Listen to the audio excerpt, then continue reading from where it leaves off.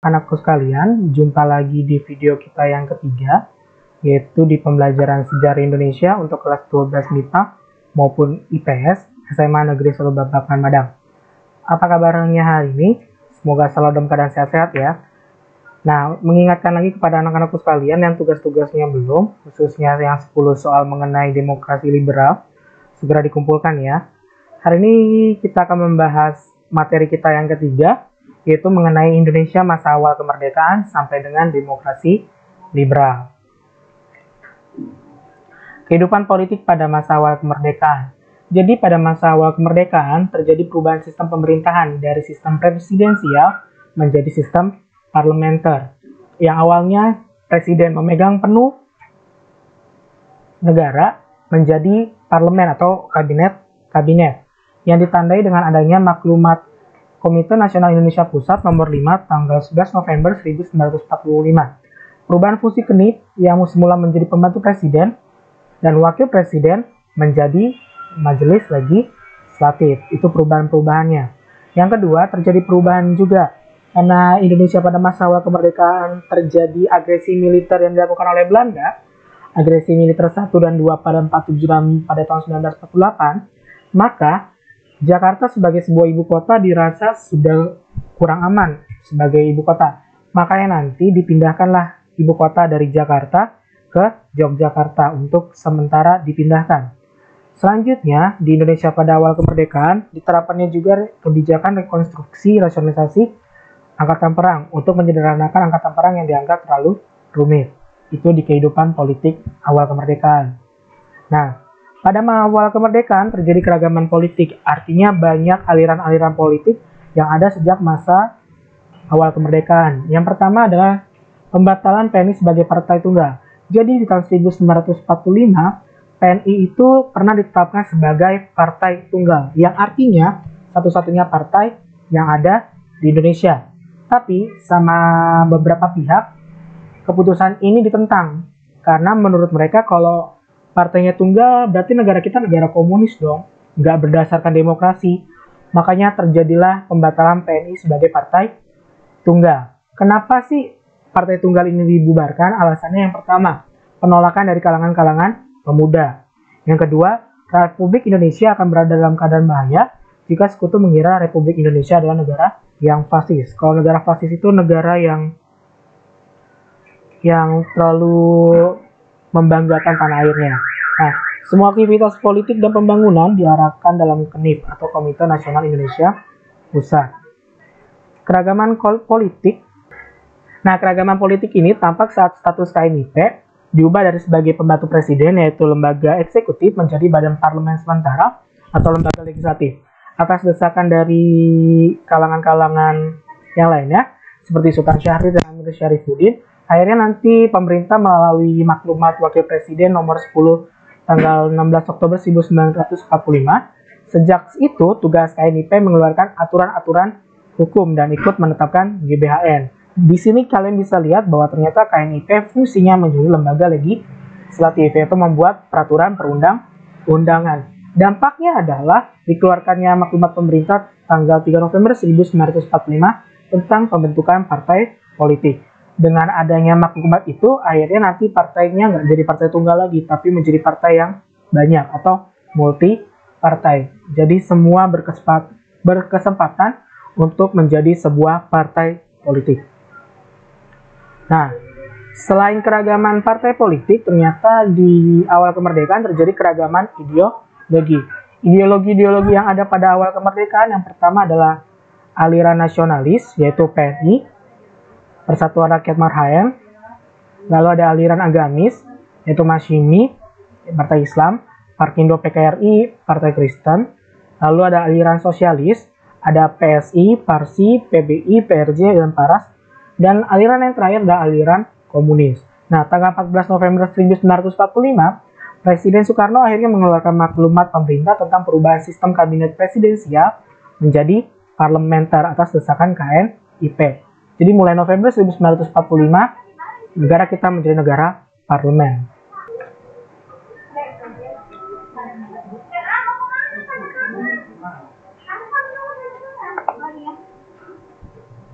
Oke.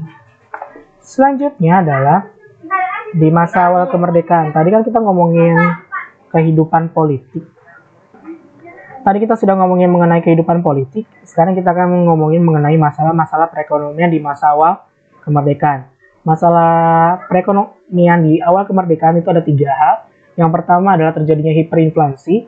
Inflasi itu berarti kalau dalam ilmu ekonomi menyebarnya terlalu banyak mata uang di Indonesia. Jadi kalau mata uang yang banyak tersebar di masyarakat akan terjadi inflasi. Berarti karena semakin banyak, berarti nilainya juga makin turun. Nggak ada nilai yang tinggi sebagai mata uang. Nah, karena hiperinflasi ini, akhirnya pemerintah mengeluarkan sebuah solusi. Solusinya adalah pertama menetapkan 3 mata uang yang berlaku di Indonesia, mengeluarkan ORI dan membentuk BNI.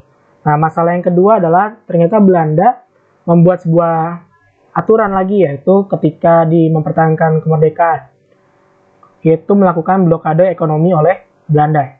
Nanti solusinya ada operasi Popda dan AFWI, diplomasi ke India, membentuk Banking dan Trading Corporation atau BTC, dan membentuk Indonesian Office atau Indo, membentuk Kementerian Pertahanan Usaha Luar Negeri atau KPULN. Nah, masalah yang ketiga yang dihadapi oleh pemerintah adalah masalah kekosongan kas negara. Sebagai negara yang baru merdeka, artinya Indonesia memang uang kasnya lagi kosong dong. Pemerintah dalam menanggulangi kekosongan kas negara ini mengeluarkan solusi. Yang pertama adalah menyelenggarakan konferensi ekonomi, membentuk planning board atau badan perancang ekonomi, melaksanakan Kasino Plan, membentuk Persatuan Tenaga Ekonomi atau PTE, dan melaksanakan program pinjaman nasional. Kita akan bahas satu persatu. Nah, keadaan ekonomi pasca kemerdekaan itu tujuannya adalah mengubah perekonomian dari awalnya ekonomi yang sistemnya kolonial menjadi sistem ekonomi nasional. Jadi kita mau mengubah perekonomiannya nggak ke Belanda-Belandaan, tapi menjadi ekonomi khasnya Indonesia. Blokade Belanda memperburuk perekonomian nasional. Pemerintah pun akhirnya mengumpulkan dana tradisional. Karena blokade ekonomi Belanda ini memperburuk perekonomian nasional, akhirnya pemerintah berinisiatif mengumpulkan dana tradisional seperti monopoli pemerintah dan pajak yang pernah ditarik oleh Jepang. Alasan Belanda melakukan blokade ini berarti artinya diblok, benar-benar ditutup aksesnya. Alasannya yang pertama adalah mencegah dimasuki senjata dan alat-alat militer ke Indonesia. Yang kedua, mencegah dikeluarkannya hasil-hasil perkebunan milik Belanda dan milik orang lain. Alasan yang ketiga adalah Belanda melakukan blokade ini adalah untuk melindungi Indonesia dari tindakan yang dilakukan oleh bukan bangsa Indonesia. Jadi tujuan blokade secara umum adalah untuk melenyapkan republik dengan senjata ekonomi. Belanda gak mau walaupun Indonesia sudah merdeka, tapi negaranya jadi lebih baik lagi. Makanya dilakukanlah blokade, penutupan akses-akses. Biar Indonesia yang negaranya walaupun sudah merdeka, tapi tetap nggak bisa berkembang. Seperti itu. Ya, selanjutnya kita akan ngomongi kebijakan ekonomi keuangan pasca kemerdekaan.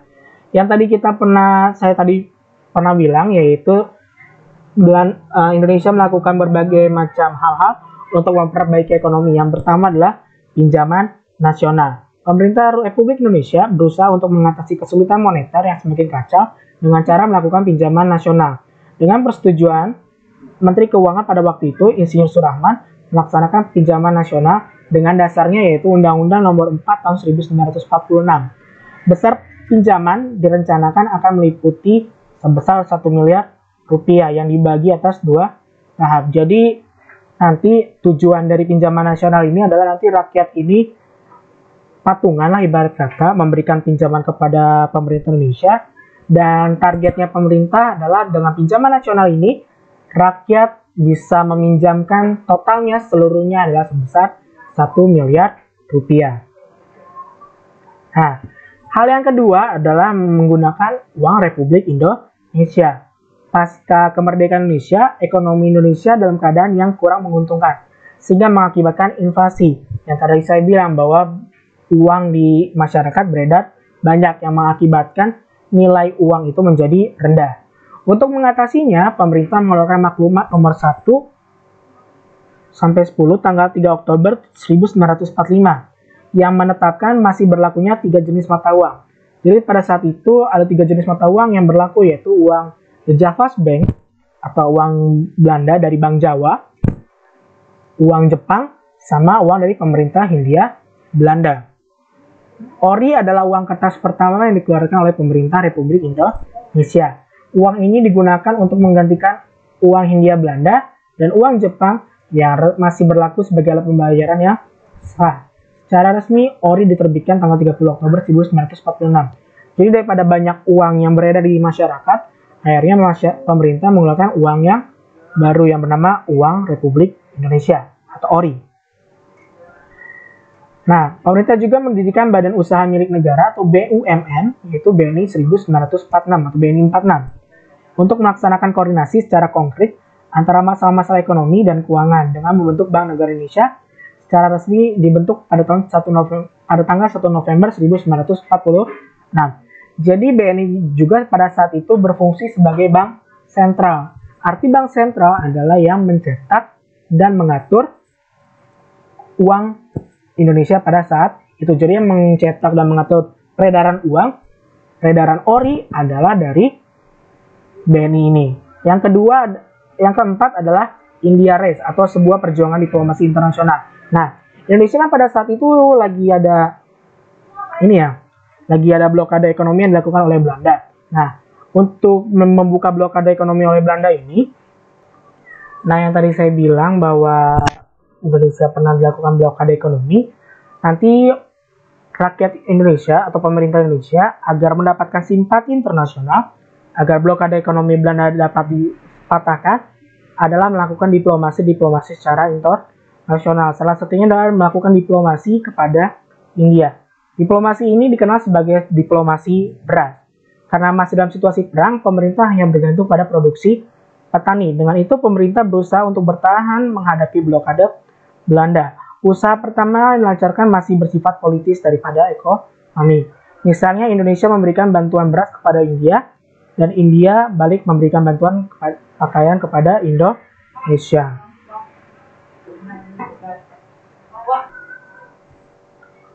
Selanjutnya adalah hubungan dagang dengan membentuk Banking and Trading Corporation. Usaha lain dari pemerintah adalah mengadakan hubungan dagang langsung dengan luar negeri. Usaha ini dirintis oleh BTC, yaitu suatu badan perdagangan resmi pemerintah yang dipimpin oleh Dr. Sumitro Joyo Hadikusumo dan Ong Eng Di. BTC akhirnya berhasil mengadakan kontak dengan perusahaan swasta Amerika Serikat yang bersedia membeli barang ekspor Indonesia seperti gula, karet, teh, dan lain-lain. Yang keenam adalah melakukan Planning Board atau Badan Perancang Ekonomi. Atas inisiatif dari Menteri Kemakmuran yaitu Dr. Akagani pada 19 Januari 1947, akhirnya dibentuklah Planning Board. Tugasnya yaitu membuat rencana pembangunan, khususnya pembangunan ekonomi untuk jangka 2 sampai dengan 3 tahun. Selanjutnya yang dilakukan pemerintah adalah Plan Kasimo atau Rencana Kasimo. Pada dasarnya, Kasimo Plan adalah usaha swasembada pangan dengan petunjuk pelaksanaan yang praktis. Jadi Kasimo Plan itu secara umum disebut sebagai usaha melakukan swasembada pangan. Nah, isi dari Kasimo Plan ini adalah yang pertama, anjuran memperbanyak kebun bibit dan padi unggul. Yang kedua, penyembelihan hewan pertanian harus dicegah. Yang ketiga, tanah kosong harus ditanami terutama di Sumatera bagian timur. Dan yang terakhir adalah anjuran mengadakan transmigrasi 20 juta penduduk dari Jawa ke Sumatera dalam jangka waktu 10 sampai dengan 15 tahun. Itu mengenai Kasimo Plan.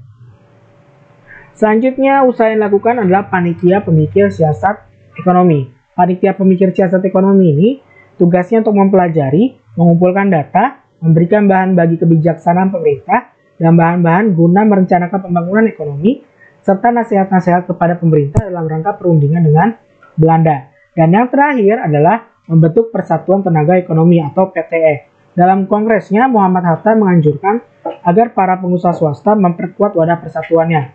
Jadinya nanti di berbagai daerah akhirnya dibentuklah Persatuan Tenaga Ekonomi. Seperti itu.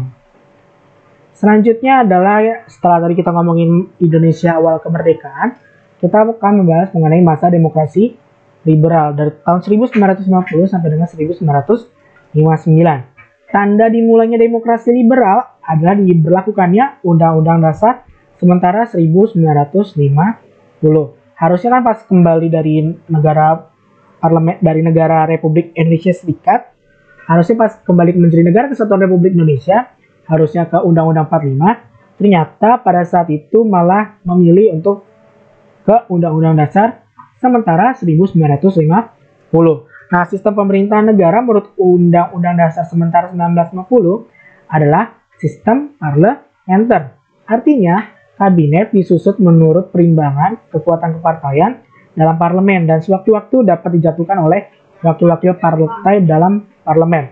Kalau presidensial ini lebih presiden yang memegang kekuasaan, kalau parlementer ini adalah partai-partai politik yang bergabung dalam kabinet-kabinet itu yang berkuasa. Ketika ada partai politik yang cukup besar kurang percaya sama kabinet pada saat itu, maka kabinet pada saat itu bisa diruntuhkan dengan mosi tidak percaya. Presiden pada saat itu hanya merupakan sebagai lambang persatuan saja. Nah, salah satu ciri yang nampak dalam masa ini adalah sering terjadinya penggantian kabinet. Kita akan bahas dari semua masing-masing menteri. Nah, kabinet yang pertama yaitu kabinet Natsir. Nah, kabinet Natsir ini dari tahun 50 sampai dengan tahun 1951. Kabinet yang dilantik pada tanggal 6 September 1960. Nah, Natsir sebagai seorang Perdana Menteri menginginkan kabinet yang dipimpinnya bersifat nasionalis dengan koalisi dari berbagai partai. Karena sebenarnya Natsir ini merupakan perwakilan dari Partai Masyumi. Partai Masyumi ini dia partai yang berhaluan agama. Walaupun dia dari partai berhaluan agama, ternyata si Bapak Natsir ini menginginkan kabinet yang bersifat nasionalis. Namun keinginan partai yang bersifat nasionalis ini gagal karena terjadi perebutan kursi antara Partai Nasional Indonesia dan Masyumi di dalam kabinet. Nah, akhirnya kabinet Natsir ini berakhir pada tanggal 21 Maret 1951. Apa sih yang menyebabkan kabinet Natsir ini berakhir?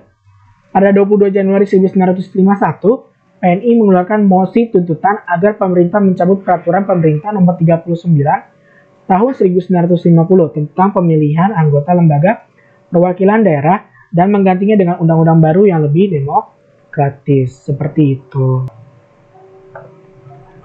Selanjutnya adalah Kabinet Sukiman. Jadi Kabinet Sukiman ini menjabat dari 26 April 1951 sampai dengan 23 Februari 1952. Pada masa pemerintahan Kabinet Sukiman, terjadi pertikaian politik antara pejabat kabinet dan parlemen. Pertikaian-pertikaiannya antara lain, pertama, Menteri Dalam Negeri yaitu Mr. Iskak menginstruksikan untuk menonaktifkan DPRD dan mengangkat orang-orang PNI menjadi Gubernur Jawa Barat dan Sulawesi. Pertikaian yang kedua yaitu Menteri Kehakiman Muhammad Yamin membebaskan 950 tahanan tanpa 950 tahanan SOB tanpa persetujuan Perdana Menteri dan anggota kabinet lainnya. Walaupun dia sebagai seorang menteri, dia harus menjalankan atau segala sesuatu yang dia lakukan harus berdasarkan persetujuan Perdana Menteri. Namun ternyata Muhammad Yamin sebagai menteri membebaskan tahanan tanpa persetujuan Perdana Menteri. Akhirnya Kabinet Sukiman berakhir karena penandatanganan Mutual Security Act atau MSA. Jadi MSA ini merupakan sebuah perjanjian dengan Amerika Serikat.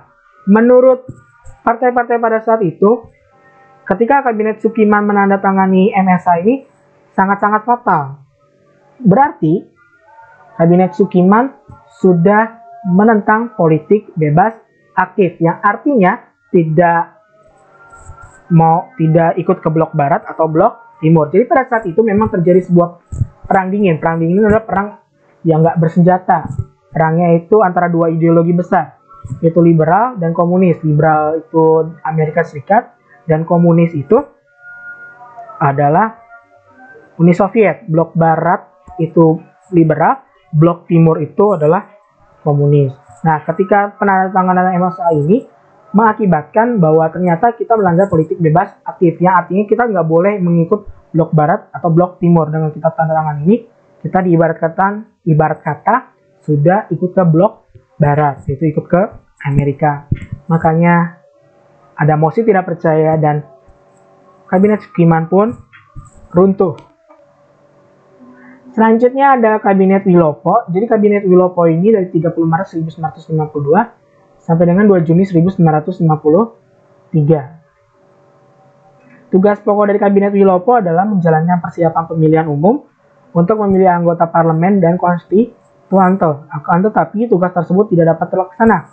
Kenapa sih nggak bisa terlaksana? Karena dalam menjalankan pemerintahannya, Kabinet Wilopo menghadapi berbagai permasalahan, antara lain krisis ekonomi, gerakan separatisme, dan peristiwa 17 Oktober 1952. Tanggal 2 Juli 1953, Kabinet Wilopo mengembalikan mandatnya kepada Presiden Soekarno. Kenapa Kabinet Wilopo mengembalikan mandatnya? Karena Sidi Kertapati yang menjabat sebagai Ketua Sarekat Tani Indonesia mengirim mosi tidak percaya kepada parlemen akibat peristiwa Tanjung Morawa. Karena hal itu, akhirnya Kabinet Wilopo pun runtuh. Selanjutnya adalah Kabinet Ali Sastro Amijoyo yang pertama, 30 Juli 1953 sampai dengan 24 Juli 1955. Nah, Kabinet Ali Sastro ini yang pertama ini memiliki prestasi.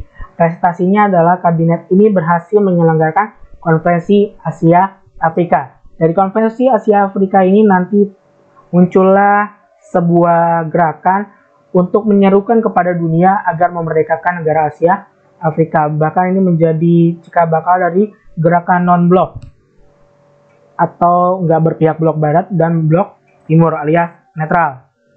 Yang kedua adalah membentuk panitia pemilihan umum. Yang ketiga adalah membatalkan hasil konferensi meja bundar yang berkaitan utang Indonesia terhadap Belanda. Jadi kan konferensi meja bundar itu nanti ada tujuan, ada berbagai macam ketentuannya.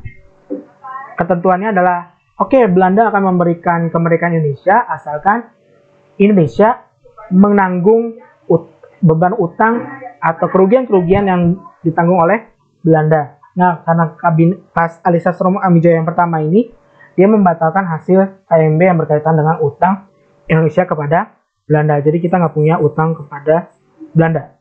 Nah, selain ada prestasinya, ternyata ada permasalahan-permasalahannya.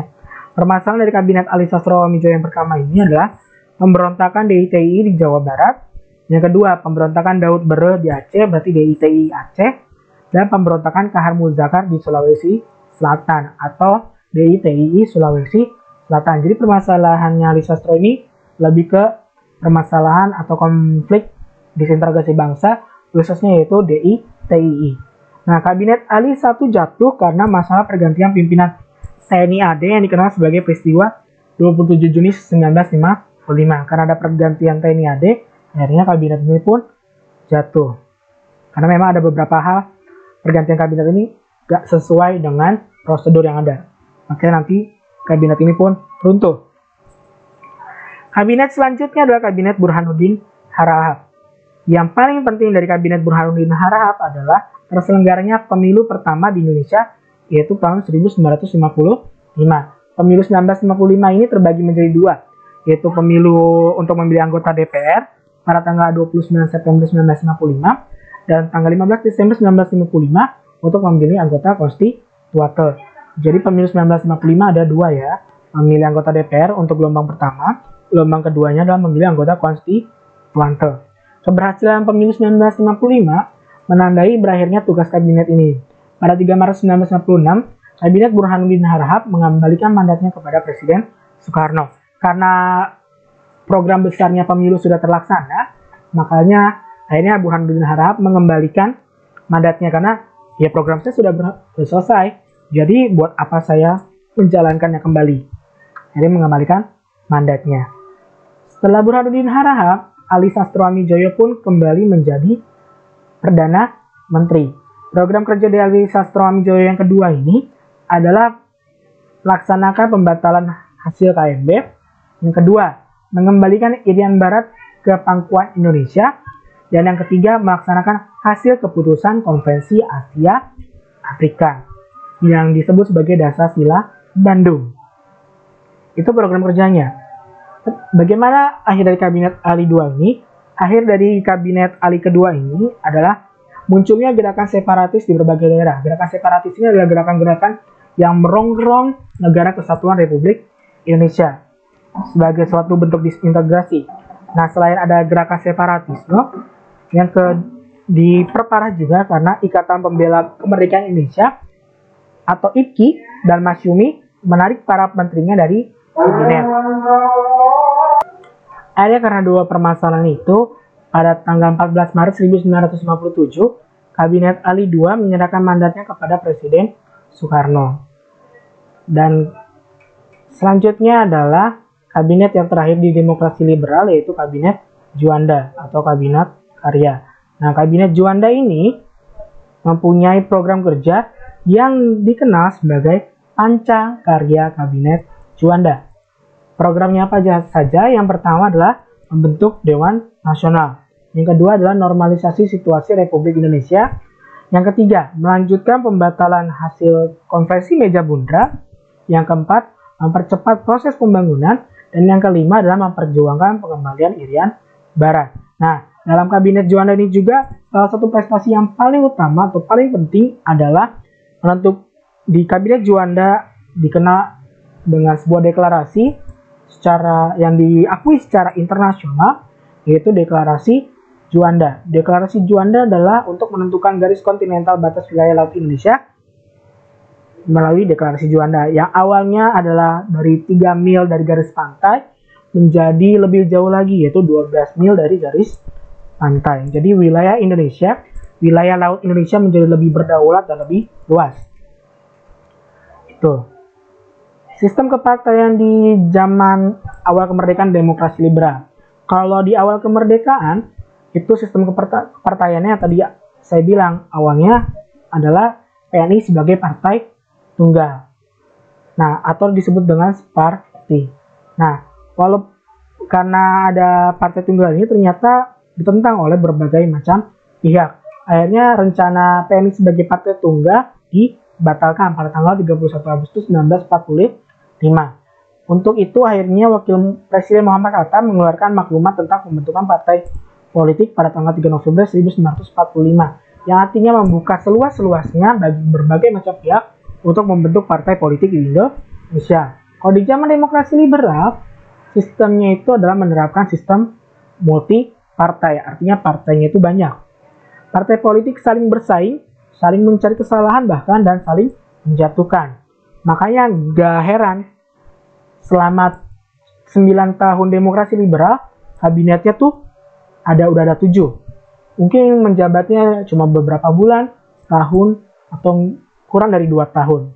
Itu yang menyebabkan nanti mengapa demokrasi liberal banyak kabinetnya. Karena memang partai politik itu saling bersaing, saling mencari kesalahan, dan saling menjatuhkan.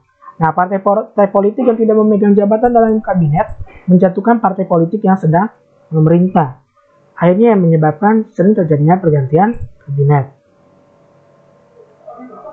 Nah, di demokrasi liberal juga terjadi pemilihan umum.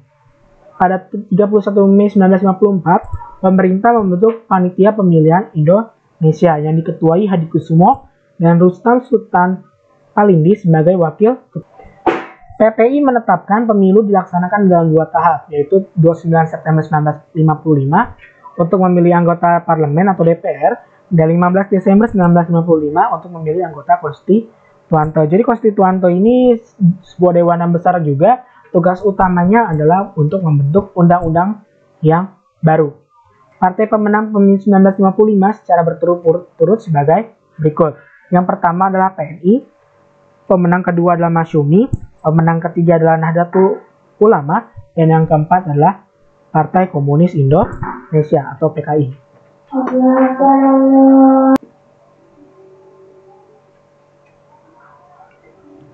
Selanjutnya adalah kegagalan konstituante. Hasil dari pemilu 1955, akhirnya nanti pada 10 November 1956, Presiden Soekarno melantik 514 anggota konstituante. Nah, tugas dari konstituante ini adalah merumuskan undang-undang dasar yang baru. Konstituante belum berhasil menetapkan dasar negara, karena memang tugasnya itu, tapi ternyata selama bersidang beberapa kali, selama beberapa tahun, konstituante ternyata belum berhasil menghasilkan dasar negara. Penyebabnya adalah pertama, perdebatan yang berlarut-larut dalam konstituante, yang kedua adanya perselisihan antar partai, dan yang ketiga munculnya desakan untuk kembali ke Undang-Undang Dasar 1945. Nah, penyebabnya adalah yang pertama perdebatan yang berlarut-larut dalam konstituante, yang kedua adanya perselisihan antar partai, dan munculnya tadi desakan kembali ke Undang-Undang Dasar 1945. Itu mengenai kegagalan konstituante. Selanjutnya di masa demokrasi liberal juga terjadi permasalahan-permasalahan ekonomi. Permasalahan jangka panjangnya adalah pemerintah harus mengurangi jumlah uang yang beredar dan mengatasi kenaikan biaya hidup. Permasalahan jangka panjangnya adalah pertambahan penduduk yang tidak terkendali dan tingkat kesejahteraan penduduk yang rendah. Bagaimana solusi pemerintah terkait permasalahan ekonomi tersebut?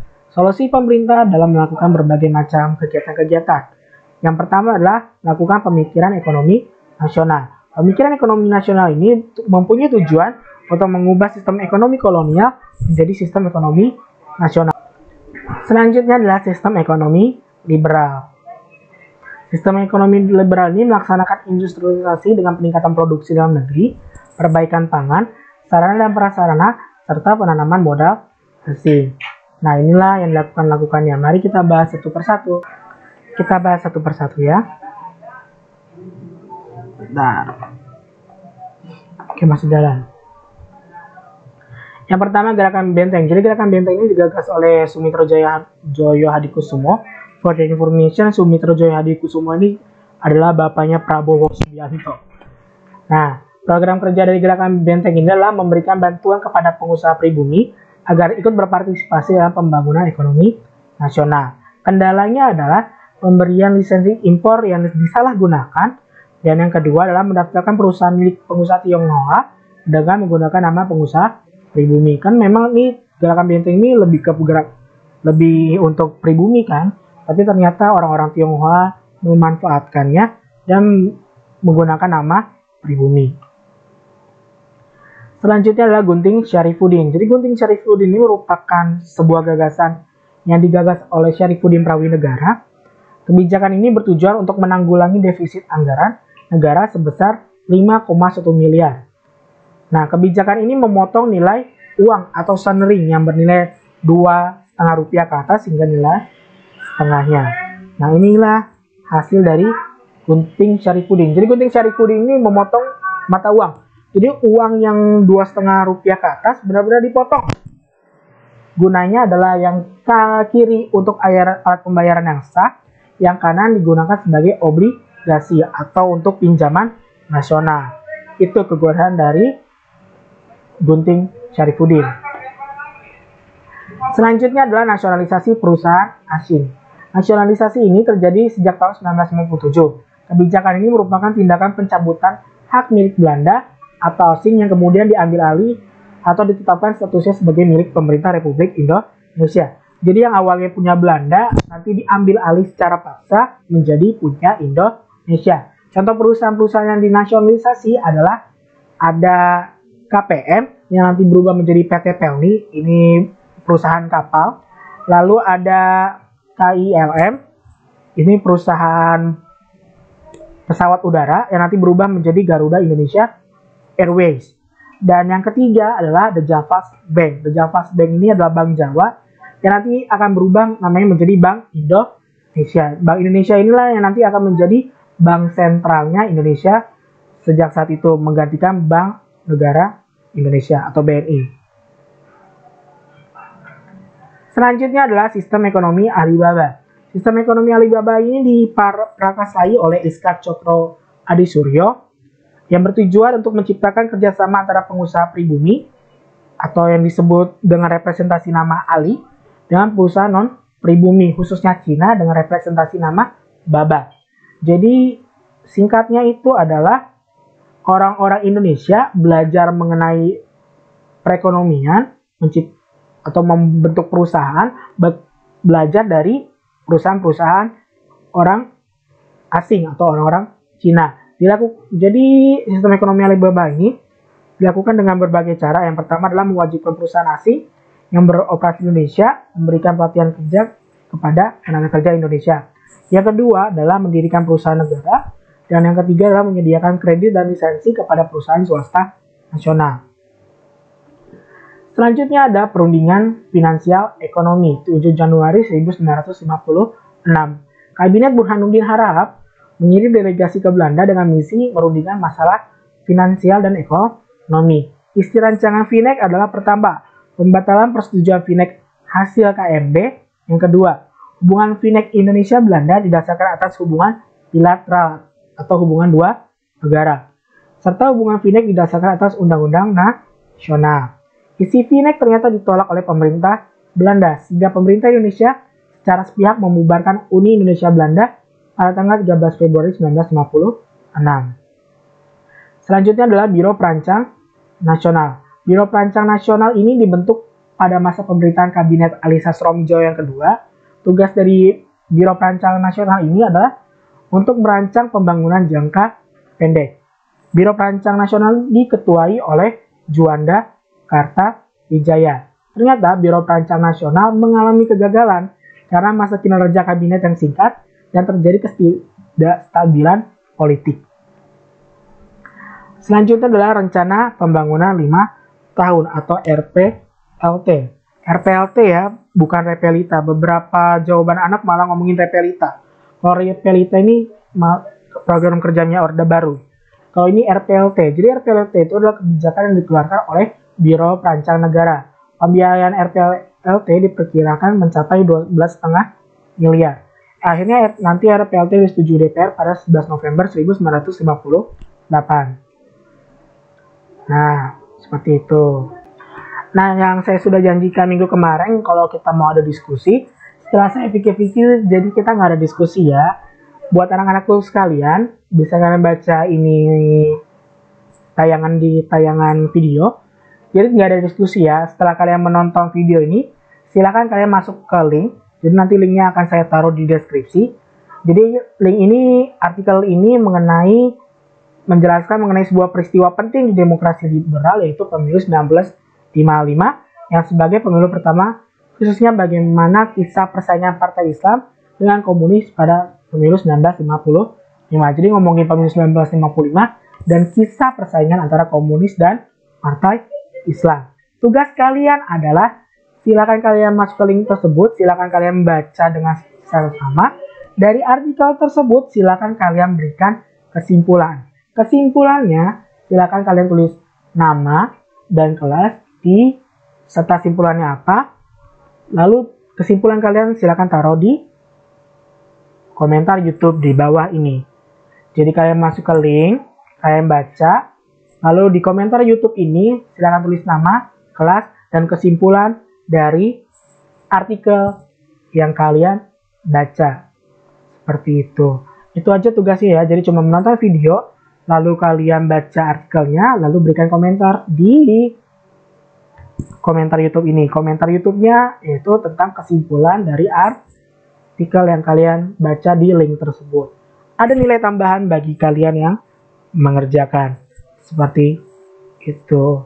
Oke, jadi tugasnya hanya itu doang, baca dan menulis kesimpulan. Kalau minggu kemarin tugasnya adalah 10 soal, hari ini nonton dan kesimpulan artikel. Di minggu depan kita akan latihan soal KD yang ke-3. Oke, itu aja dari saya. Sekian dari saya. Semoga materi pada hari ini dapat bermanfaat bagi anak-anakku sekalian. Kurang lebihnya mohon maaf. Terima kasih atas perhatiannya. Sampai jumpa di video materi berikutnya. Dadah.